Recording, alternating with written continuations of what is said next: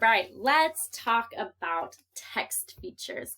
Text features are extra pieces of nonfiction text that help us or give the reader a better understanding of the article. So in this article, The Children Who Escaped the Nazis, the actual article is all that main writing here, but everything around it, the pictures with the captions, the map, right, all of these pieces around that title or the actual writing are all called text features. And they are all important. They give us different pieces of understanding. So I have my list of text features here, and we're going to go through why they're important. First of all, the title, right? The title hooks the reader in and tells them what the article will be about. Such as The Children Who Escaped the Nazis. We know we're going to be reading about children. We're going to be reading about the time during the Nazis, right? In this other article here, The History of Teeth, we know we're going to be reading all about teeth. We're not going to be reading about frogs. This was not about children during the time of the Nazis, right? It hooks us in, and we want to know more. And it also tells us what we're going to be reading about. Then we have our heading. The heading is 1 or 2 sentences under the title that give the main idea of the article. So, in The Children Who Escaped the Nazis, during a dark time in history, a daring rescue operation saved the lives of thousands of Jewish children. So we know, more importantly, we're not just reading about children and time of the Nazis. More importantly, giving us really that main idea, we're going to be reading about a rescue operation that has to do with children during the time of the Nazis. In this article here, it has quite a bigger heading, and it's really more of a huge hook that hooks us into what the whole article is going to be about, okay? Then we have subheadings. Subheadings are titles for small sections in an article that tell what just that section is about. It helps break down the article, especially when we have really long textbooks or really long articles. We have all of these pieces here that help break it up so that we know exactly where to look, right? If we want to know just about what happens after they're saved, then we should probably look for In a New Life. What happens then?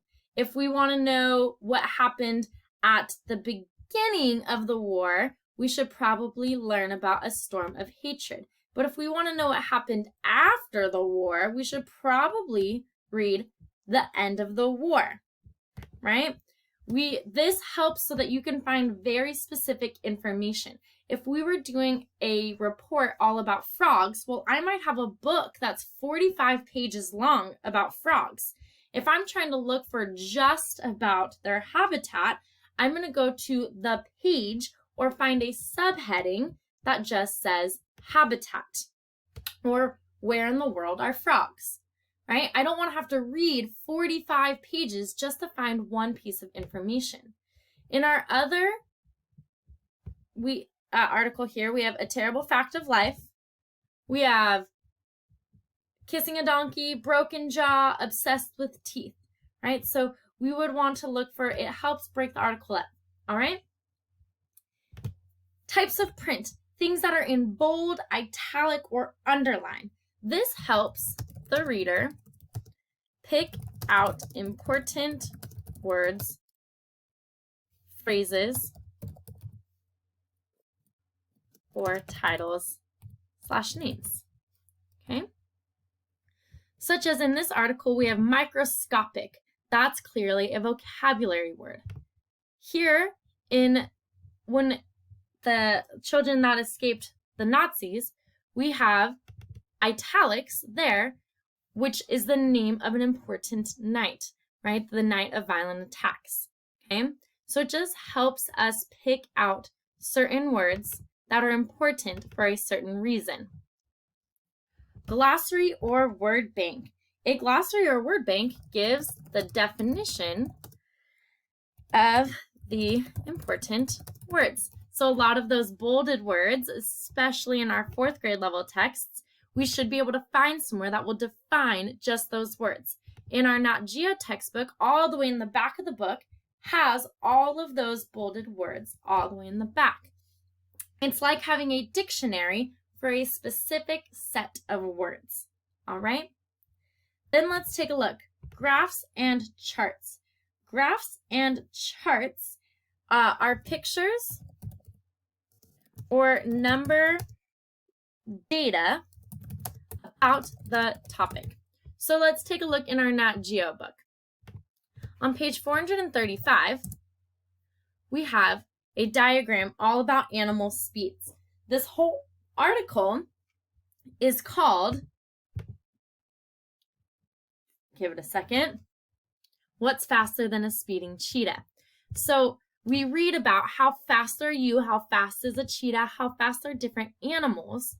And so this is a chart that gives picture and number data to really show and compare things.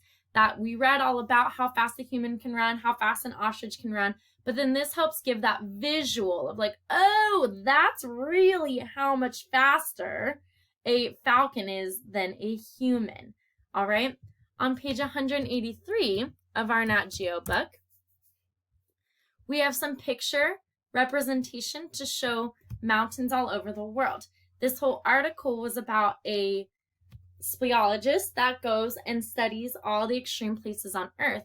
And so this gives an understanding of how tall different mountains are, because it's really hard to really think about it when all of these mountains are spread out throughout the world. This puts it into one place to show you, here's how tall they are, and here's where they are all over the world, and it shows the different sizes and shapes. What's nice about this one is it gives that picture to also show Kilimanjaro is a very wide mountain, but not necessarily as tall. The Matterhorn is very steep and slender, but again, not very tall. And Mount Everest is our tallest mountain, all right? Then maps. Maps are really good because it's a picture location of where this topic takes place, right? It's giving you the setting. So in our article here, it shows, here's a map that shows a bunch of different things, and it can highlight what was going on. So in this is a map of Europe, and it shows a legend or what color-coded what all these areas mean.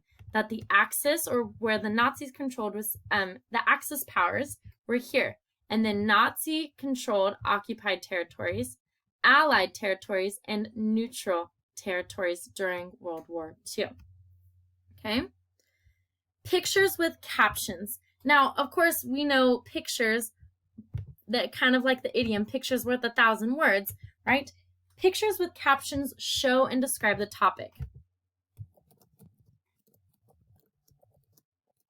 This is important because it helps give a visual of something you're reading about. You might not really have known what it really looked like during this time. And so having a picture of this exact time during the Nazis and having a caption that truly describes what's going on there will give a better understanding. This one says a time of horror, September 16, 1935. Adolf Hitler, standing in the car right here, salutes Nazis as they march in a parade in the city of Nuremberg, not far from where Lohr lived in Fürth. On the flags is the swastika, a symbol of Nazi hatred. Right? So if you just have this picture, you might not really understand what you're looking at. And if you just read the article, you would read about, okay, there were these parades, there was this guy, it was scary, it was powerful, there was a lot of people, there were these flags, but you might not be able to visualize it. These pictures help put the words and the setting really all together and gives you a better idea of what's going on. Next, we have diagrams. Diagrams are labeled pictures to show where things are or how they work. This comes up, diagrams come up a lot in instructions or manuals of how to put a toy together or how your washing machine works and how all the buttons work. In our Nat Geo book, if we go to page 187, right, here's a picture of a fennec fox. And it's a diagram, it's a labeled picture that also has close-ups and labels the different things that we're looking at. We're not just looking at a picture of a fennec fox, we're really looking at its adaptations, that they have large ears to remove heat from the fennec's body. It has the thick hair to protect the fennec's skin from the sun. Thick fur on the fennec's feet allow it to walk around in the hot sand. Or here, right, we have the polyps that we're looking at, but this has a better cut in half to show the insides and to show the different parts that we might not be able to see with just a normal picture. All right, a sidebar is a box or mini article that gives extra info connecting to the topic. It's kind of just like, well, this didn't really fit in the main article, but it's still important to know. Such as here, this top area here is all about different types of teeth and different teeth through time. Humans have been trying to fix their smiles for thousands of years, and here's the different ways they've done it. All of this is great information and is still about teeth, but it didn't necessarily fit right into this article. All right? Lastly, we have our table of contents, or last couple, right? Table of contents lists big topics coming up in a book. This happens a lot in our Nat Geo, all the way in the beginning of our book, right? Our table of contents. Our table of contents is a lot. We actually have our contents in a glance to just show the different units. And then in each unit, we have where all the different articles are. If we just want to go to Shaped by Tradition, we go to page 29 instead of having to flip page by page by page by page. So it tells you where to find specific information. Last but not least, we have timelines. Timelines give order, representation of events. This happens a lot in history books so that you can see where things all line up together. When you're reading all about it, you might be reading about 7 different events that are all happening around the world. And so then a timeline can string together what really happened first, second, third, and fourth, even though you've been reading about a bunch of different countries all at one time. All right, there's just a quick understanding of what text features are. Just keep on looking for those as you're reading. Don't be afraid to take time. You want to read the whole article, but then take time to make sure to look around and see and figure out what all of these extra pieces do for you, how you can understand how hot places are. Even though you're reading about hot places, this really puts it all together for you. All right, keep on reading, keep on noticing those text features, and think about why those are important to you. What would happen if you didn't have those and you just had a bunch of reading? Would you really be able to understand the way a polyp works if you didn't have a diagram of it, right? Start making those connections about how other representations help us comprehend or understand reading more.